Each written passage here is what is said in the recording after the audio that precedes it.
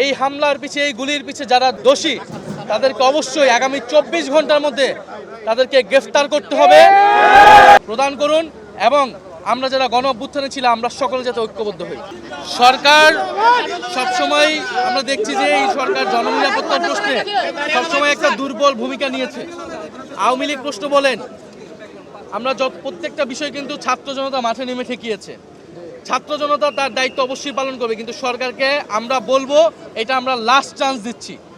যদি এই সরকার, এই নির্বাচন কমিশন যদি নিরাপত্তা দিতে না পারে, যদি তারা এই দোষীদেরকে বিচারের আওতায় না মানতে পারে, যদি আওয়ামী লীগকে সম্পূর্ণভাবে নির্মূলের ব্যবস্থা করতে না পারে, পরে এই সরকারের বিরুদ্ধে আমাদের একটা ব্যবস্থা নিতে হবে।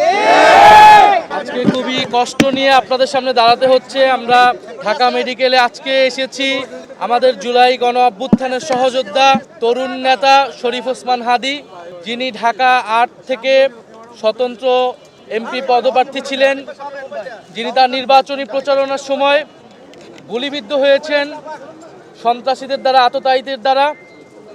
এবং যারা আমরা গণ অভ্যুত্থানে অংশ নিয়েছিলাম, আমাদের গণ অভ্যুত্থানের জুলাই যোদ্ধা, আহত, শহীদ পরিবার, তারা সবাই কিন্তু হুমকির মুখে আছে। এবং সাধারণ মানুষ, তাদের নিরাপত্তা নিয়ে সংকট তৈরি হয়েছে বাংলাদেশে আওয়ামী লীগ, ফ্যাসিস্ট পতিত আওয়ামী লীগ একটি সিকিউরিটি থ্রেট বাংলাদেশ রাষ্ট্রের জন্য, বাংলাদেশের জনগণের জন্য। হাদী ভাইয়ের অবস্থা অত্যন্ত সংকটাপন্ন এবং আমরা আশঙ্কা করছি যে এই ঘটনার পিছে বড় কোনো ষড়যন্ত্র আছে। কারণ গত কয়েকদিন ধরেই এটা কোনো বিচ্ছিন্ন ঘটনা হিসেবে আমাদের কাছে মনে হচ্ছে না।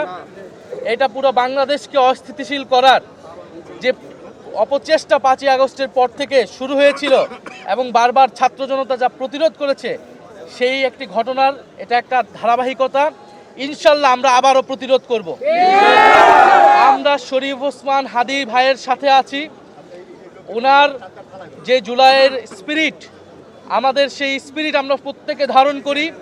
আমাদের দল মত ভিন্ন হতে পারে, আমাদের ব্যানার ভিন্ন হতে পারে, কিন্তু জুলাইয়ের প্রশ্নে, বাংলাদেশের প্রশ্নে আমরা ঐক্যবদ্ধ।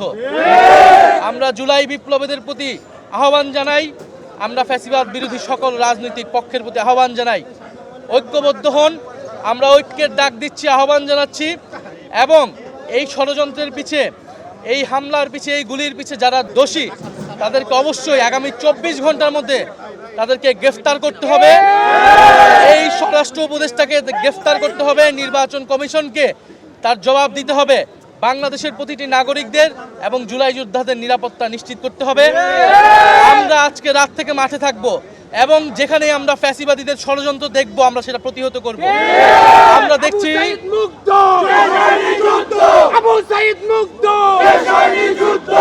আমরা দেখছি প্রশাসনে ষড়যন্ত্র করার চেষ্টা করা হচ্ছে। আমরা দেখছি কোর্টে জয় বাংলা স্লোগান দেওয়া হচ্ছে। আমরা দেখছি বিশ্ববিদ্যালয়গুলোতে আওয়ামী লীগের টিচাররা গোপনে ষড়যন্ত্র করার চেষ্টা করতেছে, মিটিং করতেছে। আমরা কোনো দল দেখব না। জুলাইয়ের প্রশ্নে আমরা ঐক্যবদ্ধ এবং নির্বাচনকে বানচাল করার, বাংলাদেশকে অস্থিতিশীল করার ষড়যন্ত্রে যারাই লিপ্ত থাকবে তাদের কঠোর বিচারের আওতায় আমরা তার শরীফ ওসমান হাদীর সুস্থতা কামনা করি, আল্লাহর কাছে দোয়া করি, প্রার্থনা করি এবং সরকারের কাছে আমরা জানিয়েছি তার সুস্থতার জন্য, চিকিৎসার জন্য সর্বোচ্চ ব্যবস্থা যাতে নেওয়া হয়। এবং এই ওসমান হাদী জুলাইয়ের প্রতীকে পরিণত হয়েছে। এটা শুধু হাদীর নিরাপত্তার প্রশ্ন নয়, এটা যারা গণ অভ্যুত্থানে অংশ নিয়েছে তাদের প্রত্যেকেই কিন্তু নিরাপত্তা সংকটে আছে। আমরা সরকারকে আহ্বান জানাবো দ্রুত বাংলাদেশের জনগণের নিরাপত্তা